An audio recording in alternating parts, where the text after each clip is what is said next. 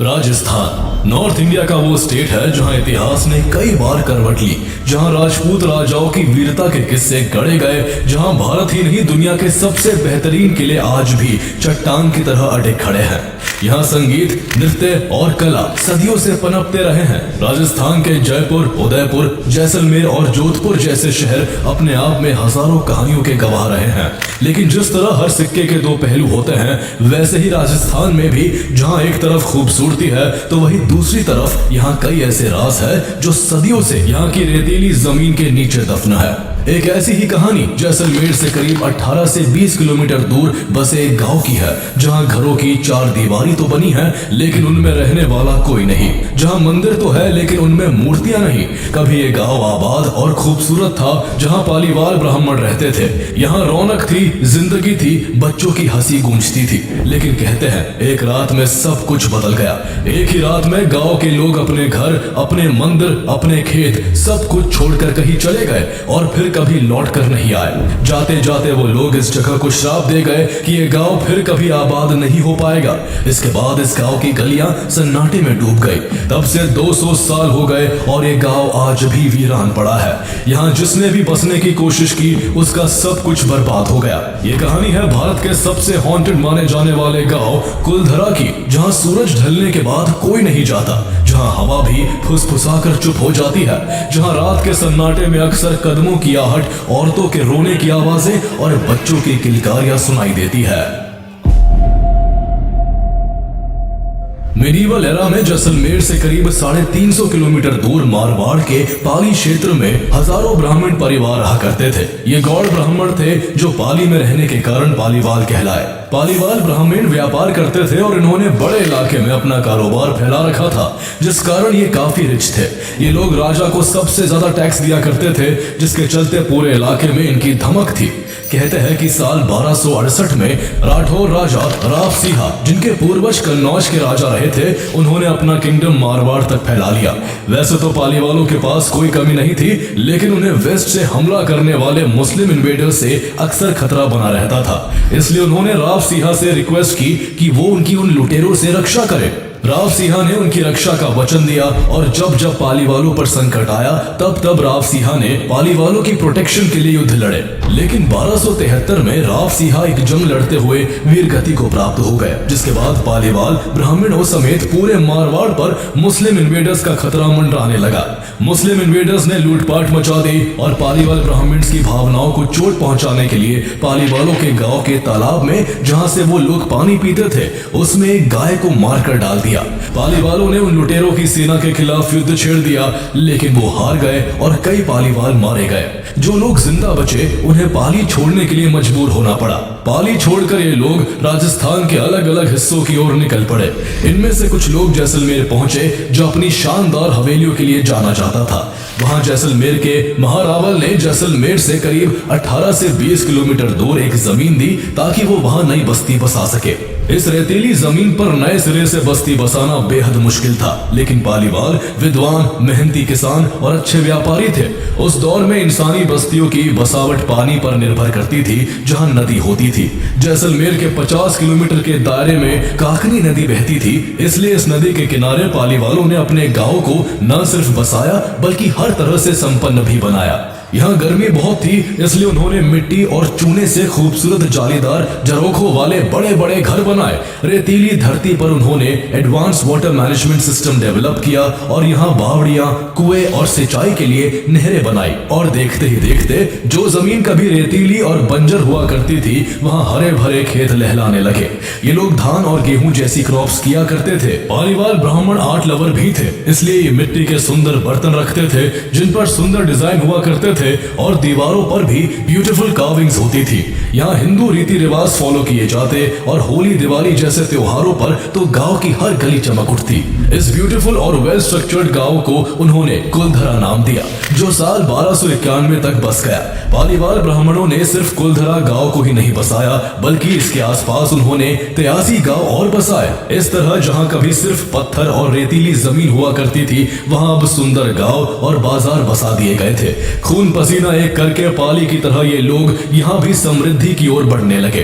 कुलधरा के लोगों की सक्सेस का सबसे बड़ा कारण सिल्क रूट से होने वाला ट्रेड था। उस दौर में आज के भारत, पाकिस्तान, चीन, ईरान, अफगानिस्तान और सेंट्रल एशिया के बीच होने वाला व्यापार पालीवालों के कारवां से होकर गुजरता था। Spices, gold, James, horses, Ivory and other precious goods उनके कारवां से होकर ही गुजरते थे। इस ट्रेड ने कुलधरा को इतनी धन दौलत दी कि गांव की गलियां सोने की तरह चमकने लगी। कहते हैं कि उस दौर में पालीवाल इतने अमीर थे कि वे अपने घरों में सोने चांदी के बर्तन इस्तेमाल करते थे और उनके खेतों में अनाज की भरमार रहती थी। ये रहते तो बिल्कुल साधारण थे, लेकिन इनकी तिजोरियां सोने, चांदी और अशरफियों से भरी होती थी। करीब 500 सालों तक ये लोग अपनी जिंदगी इसी खुशहाली से जीते रहे। वो अपनी मेहनत के दम पर प्रॉस्पर होते गए और उनकी प्रॉस्पेरिटी की चर्चा दूर दूर तक फैलती गई। इस बीच 1820 के आसपास जैसलमेर की राजनीति में बड़ा बदलाव हुआ और गद्दी पर महारावल गज सिंह बैठे। वो काफी ज्यादा भोले भाले राजा थे। लंबे समय से सालिम सिंह मेहता यहाँ का दीवान था, जो काफी हट्टा कट्टा और पावरफुल था। कहा जाता है कि महारावल गज को राज्य सिंहासन दीवान सालिम सिंह की वजह से ही मिल पाया था, इसलिए सालिम सिंह अपनी मनमानी करता था। उसने राजकाज का पूरा काम अपने हाथों में ले लिया था। यहाँ तक कि राज खजाने की चाबी भी उसी के पास आ गई थी और महारावल गज सिंह उसके हाथों की कठपुतली बनकर रह गए थे। कुलधरा के लोगों का रिश्ता बाकी जैसलमेर राजाओं की तरह महारावल गज सिंह के साथ भी काफी अच्छा था। वो समय से टैक्स देते और राज्य की भलाई के लिए हर संभव मदद करते। कहा जाता है कि उन्होंने महारावल गज सिंह की शादी पर जरूरत पड़ने पर काफी सोना चांदी गिफ्ट किया था। इससे राज परिवार में उनका काफी सम्मान होता था। लेकिन दीवान सालिम सिंह, जिसकी राज्य में सबसे ज्यादा चलती थी, वो कुलधरा और पालीवाल ब्राह्मणों पर हमेशा से टेढ़ी नजर रखता था। वो एक ईवल आदमी था जो लोगों पर खूब अत्याचार करता था। वो काफी क्रूएलिटी से हर गांव से टैक्स वसूलता। अगर कोई समय पर टैक्स नहीं दे पाता था तो वो उसके परिवार को पब्लिकली अपमानित करता, उनकी प्रॉपर्टी जब्त कर लेता और उन्हें जेल में डाल देता। उसकी सेना गांवों में घुसकर अनाज, पशु और यहाँ तक कि गहने भी लूट लेती थी। सालिम सिंह की तानाशाही इतनी बढ़ गई थी कि गांव वाले उसे सालिम सिंह की जगह जालिम सिंह कहने लगे थे। पालीवाल लोगों की तरक्की भी उसकी आंखों को खटकती थी, इसलिए उसने कुलधरा और बाकी के 83 गांव में रहने वाले सभी पालीवाल्स के टैक्स को कई गुना बढ़ा दिया। उसका ऐलान था कि अगर इतना गुना टैक्स नहीं दोगे तो अंजाम बुरा होगा। कुलधरा के लोगों को ज्यादा टैक्स देने में भी कोई खास दिक्कत नहीं हुई। वो सुख शांति से रहने के लिए सालिम सिंह के मन मुताबिक टैक्स भरने लगे। इस तरह सब कुछ ठीक चलता रहा, लेकिन कुछ समय बाद कुछ ऐसा हुआ जिसने करीब 500 सालों से कुलधरा और कुलधरा में रह रहे पालीवाल ब्राह्मणों की हंसती खेलती जिंदगी को हमेशा के लिए उजाड़ कर रख दिया। लोकल फोकलोर के अनुसार हुआ कुछ यूं कि साल 1825 के एक दिन सालिम सिंह अपने सिपाहियों के साथ कुलधरा गांव से गुजर रहा था। इस दौरान उसकी नजर गांव की बावड़ी पर पानी भर रही गांव की कुछ महिलाओं पर पड़ी। इन्हीं में से कुलधरा गांव के मुखिया की बेटी भी थी। उसकी खूबसूरती देखकर सालिम सिंह के अंदर का शैतान जाग गया। वो मुखिया की बेटी की खूबसूरती पर ऐसा लट्टू हुआ कि शादी का रिश्ता लेकर गांव के मुखिया के घर पर आ धमका। सालिम सिंह की पहले से ही 7 बीवियां और दर्जनों मिस्ट्रेसेस थी, जिनके साथ वो अपनी हवेली में रहता था। लेकिन उसका इतने से भी मन नहीं भरा था। वो अक्सर सुंदर लड़कियों की तलाश में रहता और उनसे जोर जबरदस्ती से संबंध बनाता। कहा जाता है कि कई लड़कियों ने उसकी क्रूएलिटी से तंग आकर आत्महत्या तक कर ली थी। ऐसे में जब सालिम सिंह कुलधरा के मुखिया के घर उसकी बेटी से शादी करने का प्रपोजल लेकर पहुंचा तो मुखिया और बाकी लोगों के चेहरे का रंग उड़ गया। मुखिया की बेटी की पहले ही कहीं और सगाई हो चुकी थी, इसलिए उन्होंने सालिम सिंह को समझाया कि उनकी बेटी की जल्द ही कहीं शादी होने वाली है। लेकिन सालिम सिंह पर तो जैसे भूत सवार था। वो जिद पर अड़ा रहा। सालिम सिंह को लगा कि उसके खौफ के आगे जब कुलधरा के लोग कई गुना टैक्स देने को तैयार हो गए तो वो उसकी इस बात को भी मान लेंगे। लेकिन पालीवाल ब्राह्मणों के सामने यहाँ सवाल पैसे का नहीं, उनकी बेटी की जिंदगी का था और वो इसमें जरा सा भी समझौता करने को तैयार नहीं हुए। जब मुखिया नहीं माना तो सालिम सिंह गुस्से से पागल हो गया और उसने धमकी दी कि अगर ये शादी नहीं हुई तो वो अपनी सेना के साथ कुलधरा गांव पर हमला बोल देगा और पूरे गांव को तबाह कर उस लड़की को जबरदस्ती उठाकर ले जाएगा। सालिम सिंह उन्हें फैसला लेने के लिए पूर्णिमा तक का वक्त देकर वहां से चला गया। कुलधरा गांव में खबर जंगल की आग की तरह फैल गई। सभी गांव के बड़े बुजुर्ग इकट्ठा हो गए। उन्होंने तय किया कि वो महारावल गज सिंह से मिलेंगे, लेकिन सालिम सिंह ने मुलाकात के सारे रास्ते बंद कर दिए। कुलधरा के लोग हैरान परेशान थे कि आखिर जाए तो जाए कहाँ। इस दौरान कई बार पंचायत बैठी, लेकिन गांव वालों को इस प्रॉब्लम का कोई सॉल्यूशन दिखाई नहीं दे रहा था। एक एक करके दिन बीतते जा रहे थे। सालिम सिंह से बचने के लिए लोग अलग अलग उपाय खोजते, लेकिन कोई तरकीब काम नहीं आई। आखिरकार पूर्णिमा का वो दिन आ ही गया जब गांव के मुखिया की बेटी को लेने के लिए सालिम सिंह आने वाला था। गांव में एक बार फिर पंचायत बैठी और इस बार फैसला करना जरूरी था। गांव वाले जानते थे कि अगर उन्होंने सालिम सिंह की बात नहीं मानी तो वह गांव में कत्लेआम मचा देगा और महिलाओं और बच्चों समेत सभी लोग मारे जाएंगे। इसलिए गांव के सभी बुजुर्ग फैसला करते हैं कि सब लोग मिलकर गांव छोड़ देंगे, लेकिन अपनी बेटी को उस शैतान के हवाले नहीं करेंगे। इस फैसले से कुछ देर के लिए वहां सन्नाटा छा गया। कितनी मेहनत से उन्होंने घर बनाए थे, गांव बसाए थे और सब कुछ एक झटके में छोड़कर जाना एक बेहद मुश्किल फैसला था, लेकिन अपनी इज्जत बचाने का और कोई रास्ता नहीं था। इसलिए सिर्फ कुलधरा ही नहीं, पालीवाल ब्राह्मणों के सभी 84 गांव के मुखियाओं ने यह तय कर लिया कि वो सभी रात को ही अपने अपने गांव छोड़कर जैसलमेर से कहीं दूर चले जाएंगे। घर घर गुप्त तरीके से ये बात पहुंचा दी गई। महिलाओं ने हाथों हाथ सामान बांधना शुरू कर दिया। पुरुषों ने बैलगाड़ियों में बैल जोत दिए। उन्हें पता था कि अगर सालिम सिंह कुलधरा के मुखिया की बेटी के पीछे पड़ा है तो वो कल किसी और की बेटी पर भी हाथ डाल सकता है। अपनी कुल मर्यादा की रक्षा के लिए वो जैसलमेर से रिश्ता तोड़ने को तैयार हो गए। उन्होंने चूल्हे यूं के यूं जले छोड़ दिए और बैलगाड़ियों पर जितना सामान आ सका उतना ही सामान बांधकर सभी लोग रात को अपने घरों से एक साथ निकले और रातों रात जैसलमेर की सीमा पार कर गए। जाते जाते वो इस गांव को श्राप दे गए कि ये गांव अब कभी दोबारा आबाद नहीं हो सकेगा। जो भी यहाँ बसने की कोशिश करेगा उसका परिवार उजड़ जाएगा और उसे कभी सुख नहीं मिलेगा। अगले दिन जब सालिम सिंह एक बड़ी सेना लेकर कुलधरा पहुंचा तो अंदर का नजारा देखकर उसकी आंखें फटी रह गई। कुछ घरों में चूल्हे अभी भी जल रहे थे। लोगों के घरों के बाहर मवेशियों के लिए चारा, कपड़े, बर्तन सब वैसे के वैसे ही पड़े थे। गांव में सब कुछ था, लेकिन लोगों का नामो निशान नहीं था। सालिम सिंह और उसके सैनिकों ने घर घर छान मारा, लेकिन कुलधरा और बाकी के 83 गांवों में एक भी इंसान नहीं था।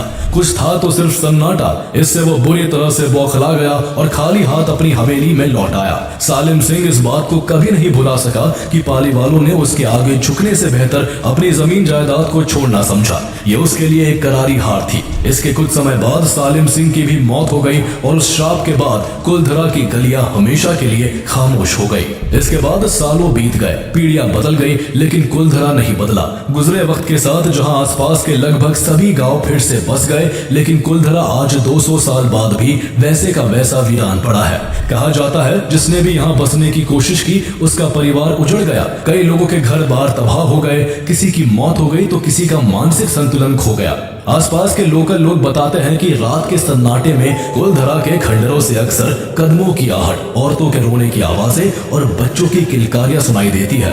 वो मानते हैं कि कुलधरा के लोगों की आत्माएं आज भी यहाँ भटकती है। British military officer lieutenant colonel James Tod, जिन्होंने 2 दशक तक ब्रिटिश इंडिया के दौर में नौकरी की थी, उन्होंने भी अपनी किताब annuls and antiquities of Rajasthan में कुलधरा की श्राप का जिक्र किया था। कुलधरा की यह कहानी इतनी मशहूर हुई कि अब सिर्फ भारत ही नहीं बल्कि अमेरिका, ऑस्ट्रेलिया, फ्रांस और जर्मनी से भी लोग इस श्रापित गांव को देखने आते हैं। कुलधरा घूमने आए टूरिस्ट भी कई अजीब अनुभव साझा करते हैं। कई लोगों का कहना है कि उन्होंने दिन के उजाले में भी यहाँ की गलियों में किसी के चलने की आहटें सुनी है, जबकि आसपास कोई मौजूद नहीं था। कुछ विजिटर्स को पुराने कुएं या मंदिर के आसपास चलने पर अक्सर ऐसा लगता है जैसे कोई अदृश्य शक्ति उनके साथ चल रही है। लोगों के सबसे कॉमन एक्सपीरियंसेस में से एक है अचानक टेम्परेचर का गिर जाना। भले ही रेगिस्तानी गर्मी चरम पर हो, फिर भी यहाँ पर कई बार लोगों को ठंडी हवा का झोंका महसूस होता है, जो नेगेटिव प्रेजेंस के पास होने का संकेत माना जाता है। रात के समय गार्ड और आसपास के ग्रामीणों का दावा है कि उन्होंने खंडरों से औरतों के रोने की आवाजें सुनी है और बच्चों की हथेलियों के निशान अपनी कार की विंडशील्ड पर देखे हैं, जबकि गाड़ी पूरी तरह बंद थी। ऐसा माना जाता है कि ये निशान उन भूखे प्यासे बच्चों की आत्माओं के हैं जो श्राप के कारण गांव में फंस गए हैं। शायद यही वजह है कि सूरज डूबने के बाद कोई भी यहाँ रुकने की हिम्मत नहीं करता। इन्हीं रहस्यमयी कहानियों और अनुभवों ने कुलधरा को भारत की सबसे डरावनी जगहों में से एक बना दिया है। गौरव तिवारी भारत के सबसे मशहूर पैरानॉर्मल इन्वेस्टिगेटर थे, जिन्होंने इंडियन पैरानॉर्मल सोसाइटी को स्टैब्लिश किया था और देश विदेश घूमकर सैकड़ों हॉन्टेड जगहों को इन्वेस्टिगेट किया था। उन्होंने कुलधरा की भी कई बार जांच की थी। वो 2010 से लेकर 2016 तक 16-17 बार कुलधरा आए। उनका कहना था कि उन्होंने यहाँ मूविंग शैडोज, हॉन्टिंग वॉइसेस और अनसीन एंटिटीज को महसूस किया है। उन्होंने काउंटिंग करके ये भी बताया था कि कुलधरा में अभी 30 से 40 आत्माएं रहती है। 2016 में जब वो आखिरी बार कुलधरा पहुंचे, उन्होंने कैमरे, ईवीपी रिकॉर्डर्स और स्पिरिट बॉक्सेस लगाए। शाम तक सब कुछ नॉर्मल था, लेकिन रात ढलते ही हालात बदल गए। कैमरे ब्लास्ट होने लगे, बैटरीज अचानक ड्रेन होने लगी और हवेली में इतनी ठंडी हवा बहने लगी मानो कोई वहां मौजूद हो। गौरव ने कहा था कि हवेली में कुछ ऐसा है जो उन्हें छिपकर देख रहा था। और उसी घटना के एक हफ्ते बाद 7 जुलाई 2016 को गौरव तिवारी अपने ही घर के बाथरूम में रहस्यमय तरीके से मृत पाए गए। कई न्यूज चैनलों ने भी कुलधरा में रात गुजारी, लेकिन किसी के कैमरे बंद हो गए, किसी के जनरेटर फट गए और सब डर कर भाग खड़े हुए। कुलधरा की यह कहानी इतनी मशहूर है कि इसके ऊपर अब तक कई हॉन्टेड सीरियल बन चुके हैं। कुलधरा के मंदिर और खंडरों में रुदाली, गुप्त, कालो और एजेंट विनोद जैसी फिल्मों की शूटिंग भी की जा चुकी है, क्योंकि इसका haunting deserted look film makers को अट्रैक्ट करता है। जहां कुलधरा गांव के वीरान होने के पीछे सालिम सिंह के अत्याचारों और पालीवाल ब्राह्मणों के श्राप को वजह माना जाता है, तो वही वैज्ञानिक इसके लिए भूकंप और पानी की कमी को जिम्मेदार ठहराते हैं। कई रिसर्च बताती है कि 18वीं सेंचुरी के अंत तक कुलधरा की समृद्धि पर धीरे धीरे संकट के बादल मंडराने लगे थे। काकनी नदी, जो कभी गांव की जीवन रेखा थी, बारिश के अभाव में सूखने लगी थी। कुएं और बावड़िया भी धीरे धीरे सूख गए, जिससे खेती पर निर्भर पालीवालों की लाइफस्टाइल पर गहरा असर पड़ा। गेहूं और धान जैसी फसलों की पैदावार कम होने लगी और सिल्क रूट का व्यापार भी बदलते राजनीतिक हालात के कारण बेहद प्रभावित हुआ। इसके अलावा जैसलमेर के शासकों द्वारा लगातार बढ़ते टैक्सेस ने पालीवालों पर भारी इकोनॉमिक प्रेशर डाला। इन सभी कारणों से कुछ परिवार धीरे धीरे कुलधरा और आसपास के गांवों को छोड़कर अन्य जगहों की ओर पलायन करने लगे। इससे कुलधरा की जनसंख्या धीरे धीरे कम होती गई और 19वीं सदी के अंत तक ये गांव लगभग वीरान हो गया। कुछ रिसर्चेस में यह भी कहा गया कि पालीवाल ब्राह्मणों के घर भूकंप के कारण खंडर में बदल गए। उदयपुर की मोहनलाल सुखाड़िया यूनिवर्सिटी के जियोलॉजिस्ट ने इस सब्जेक्ट पर स्टडी की और उन्होंने कहा कि पालीवालों के गांव जैसलमेर क्षेत्र की एक्टिव फॉल्ट लाइंस पर बसे थे। उनके अकॉर्डिंग यहाँ कभी एक शक्तिशाली भूकंप आया होगा जिससे इन गांवों को बुरी तरह प्रभावित किया। इन गांवों के खंडर हो चुके मकानों में collapsed roofs, fallen beams, lintels और ब्रोकन कॉलम जैसे डिस्ट्रक्टिव एविडेंसेस मिले हैं जो नॉर्मल वेदरिंग और इरोजन से नहीं होते। पॉसिबल है कि बार बार आने वाले भूकंपों के कारण इन लोगों को जान माल का भारी नुकसान हुआ होगा और बचे हुए लोग धीरे धीरे इस जगह को छोड़कर चले गए होंगे। लेकिन अगर यही असल वजह थी और लोक कथाओं में कोई सच्चाई नहीं है, तो सवाल उठता है कि जब खाली हुए 84 में से लगभग सभी गांव फिर से हंसी खुशी नए नामों के साथ आबाद हो गए, तो फिर कुलधरा आज 200 साल बाद भी वीरान क्यों है? वहां आज भी सन्नाटा क्यों है? कुलधरा अब archaeological survey of India ASI के अंडर एक प्रोटेक्टेड मॉन्यूमेंट है। गांव के चारों ओर एक बाउंड्री वॉल और ग्रिल गेट बनवा दिया गया है, जहां अब टिकटेड एंट्री सिस्टम लागू है। लोग दिन में इसे विजिट कर सकते हैं, लेकिन नियमों के मुताबिक शाम 6 बजे के बाद यहाँ एंट्री सख्त मना है। सूरज के ढलते ही यहाँ के गेट बंद कर दिए जाते हैं। यहाँ के कुछ घरों में चूल्हे, बैठने की जगहों और खड़े रखने की जगहों की मौजूदगी से ऐसा लगता है जैसे कोई यहाँ से अभी अभी गया है। यहाँ की दीवारों से उदासी का एहसास होता है। खुली जगह में बसा होने की वजह से सन्नाटे में सरसराती हुई हवा की आवाज माहौल को और भी उदास बना देती है। आज भी कुलधरा के 5 किलोमीटर के दायरे में कोई होटल, रिजॉर्ट या बड़ा गांव नहीं है। यहाँ सिर्फ बैरन सैंड ड्यून्स और एक डरावना